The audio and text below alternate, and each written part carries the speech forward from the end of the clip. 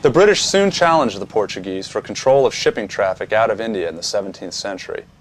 The Brits were attracted to India for its textiles mostly, at first, which were brought back to Europe and were traded farther on to Southeast Asia in return for the all-important spices from there.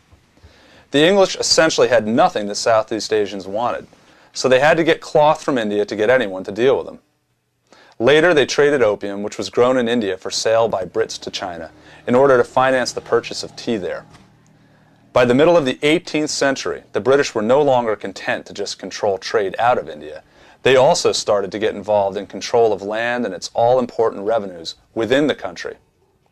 The first movement in this shift occurred in 1757, when the British backed one among several claimants to the throne in Bengal.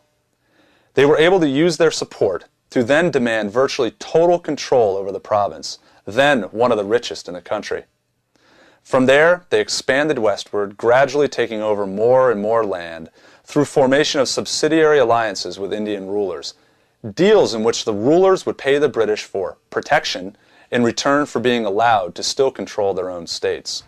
By the middle of the 19th century, Britain controlled all of India, either through direct rule or indirect rule through the native states which were scattered throughout the country.